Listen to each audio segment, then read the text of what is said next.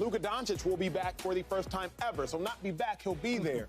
Joy, who needs a final appearance more? This is a monumental moment for these two stars. Who needs a final appearance more? Is it Luka? Is it Kyrie? Luka. Yeah, it's not close. Not close.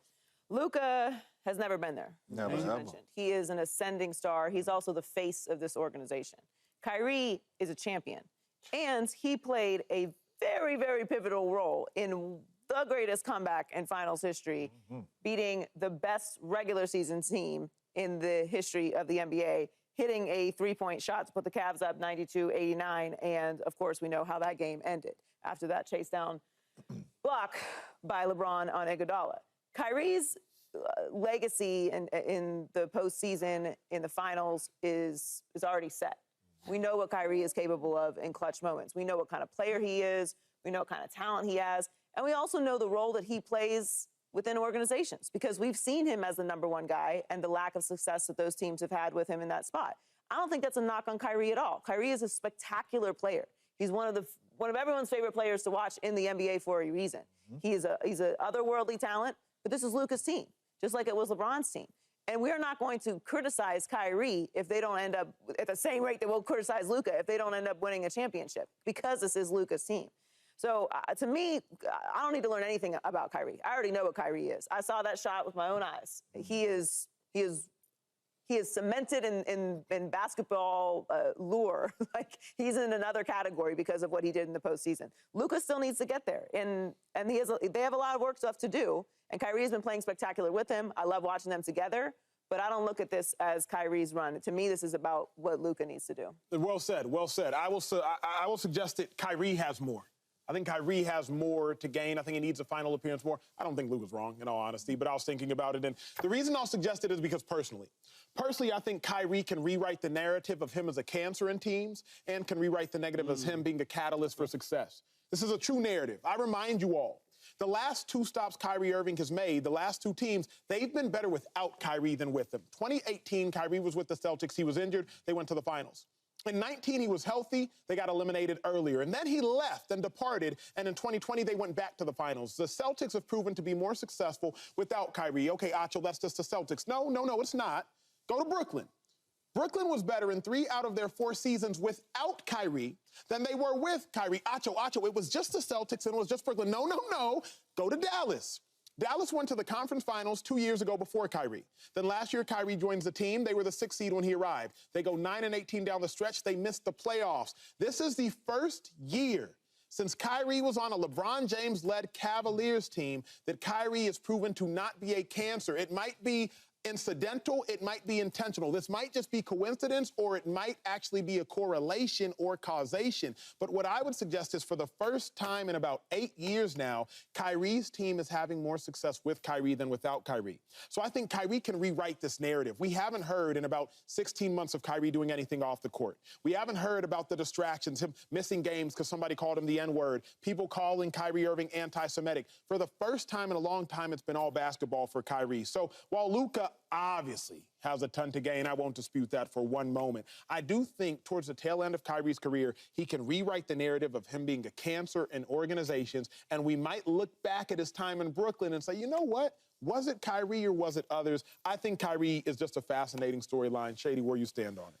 I'm going to go with Luka. The last couple of years, he's been all NBA, like, over and over and over again for a reason. He's that good. He's that special.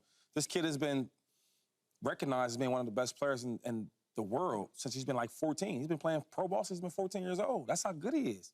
Goes to the Mavericks and off the get-go, balling, rookie of the year, etc. It's time for him to become a champion. Yeah. I think of like Kyrie Irving. Yeah, I mean, that's a good point you made, right? And at first I thought you was tripping till you really explain why, and that's a good point, just to rewrite the narrative. But Kyrie's been doing a fantastic job. And then if you really watch the way that they really play, they should go to Kyrie more, but they don't. No. The offense and team is designed for Luka, and it's played through Luka, right? There's sometimes where Kyrie has some quick spurts, 15 points in a quarter type things, because he has to, because he's not shooting the ball as much. Now, he is more efficient than Luka, but he's taking less shots. So if you're asking me, man, we look at Luka as a top 3 player. Yeah. Every year he's up for the MVP. So he is. I think it's finally put this thing to rest. Get to the finals. Yeah, this ain't close. And I love Kyrie, but if they lose this series, we're going to blame Luka. We got to blame Luka. Luka was third in MVP. Since he's came into the National Basketball Association, we've been trying to hand him the keys to kind of be the face of the franchise in Luka. I would rather rewrite something, you know what I'm saying, and not ever get to something. Yeah. He ain't even started writing yet. This is time for Luka to start writing. You have to get to the finals. Your legacy ain't even started yet. As great as we talk about you, you ain't even smelt the finals. Like, your legacy has not even started yet. This is all Luka. You lose, they're going to blame it on you. 100%. It is not going to be Kyrie. He has to get his team to the finals, right? They are in a really good position. At the trade deadline, they picked up some really good players. They playing the best basketball they've been playing. Luka has to get his team there. It is time. He ain't even started writing nothing yet. He has to get this team to the finals. Third in MVP vote, and Kyrie wasn't even in there, right? That means you are one of the best players in the world. Deliver. I just also think, maybe this is just me, I forgot about all of the other stuff. Like, I know what happened in Boston. What you said is accurate. Forgot about, I know what happened in Brooklyn. What you said is accurate.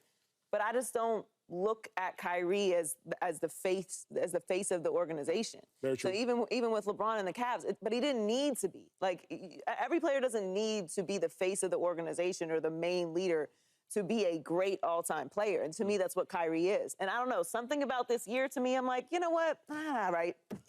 Like, I'm over it. He's playing so well. And just watching him with Luka and just being able to enjoy seeing Kyrie in this space, like, he looks happy. They're, kicking it in the locker room. Like, it's just very wholesome to me. So while everything you said is true, and that's why I brought it up also, like, he has those gaps as the face of the organization, but I just don't look at Kyrie as that. And I don't need that from him. Like, I need spectacular play. I need to see vintage Kyrie, meaning vintage in the postseason. And, we got the numbers here. He was a killer with the Cavs. He was essential to their success. They do not have that championship without him, and he was brilliant with them. So I guess to me, I'm like, I know what Kyrie is. And now seeing him this year with Luka, it's just softened it for me. And I think he understands his roles now, right? I think it was a point where, because we interviewed him on the podcast before, he was saying how, like, when he was in Boston, he remember calling LeBron, like, yo, I want to thank you, man, like, because you showed me what the leadership really is and how hard it is to be a true leader, right? Because when you're head of the team, everything falls on you. Now, you get all the praise, you won the game and all that, but you get all the blame, too. Yeah. And playing with younger players in Boston, he realized that. And I think now it's like he thought, I got to be the face of everything. I got to be the... Nah, bro, you still get your flowers because we all look at Kyrie Irving as the most skilled, I think, most skilled basketball I've ever seen, skill-wise. Question for y'all. And he's he's on the side now. Is there a world, because I was thinking about this morning while prepping for this conversation, if Kyrie does go all the way back, wins another title, maybe hits another big shot here or there to send him to the finals, win the finals, is there a world where maybe we think of Kyrie as the best Batman ever? And is that substantial or significant enough? Real quick, because that's Robin ever. That's Robin. That's the sidekick. But this is the thing, though. You just talked about it, like, I don't even, all the stuff he did off the court, right? It was a lot. Yeah. God, it was a lot. Yeah. I don't even think of it no more. Correct. Right? I look at him now, looks happy with his family, playing. Everything is based on offense with him. He playing amazing defense. Yeah. So when you talk about this sidekick role, we'll never even think of him like that because now, like, even like a Scottie Pippen, he be hating on Jordan and all that, but we don't even think of him like as the sidekick. He was a great help. I don't ever look at certain players as a sidekick because Magic Johnson was phenomenal. But Kareem was the MVP for real, right? But we never look at who's the sidekick now. You know what I'm saying? I guess I'm wondering, like, I say this as a compliment, right? Like, to be the greatest anything ever, to be substantial, right? Scotty, we always say, is like he's the greatest Robin ever, right? He's 6 titles, was MJ's sidekick. If Kyrie wins with LeBron, and LeBron is obviously going to retire as a top 2, top 3 player of all time. And then if you win with Luka, and Luka retires, end up as a top 12, top 15 player all time, who knows how it'll be done.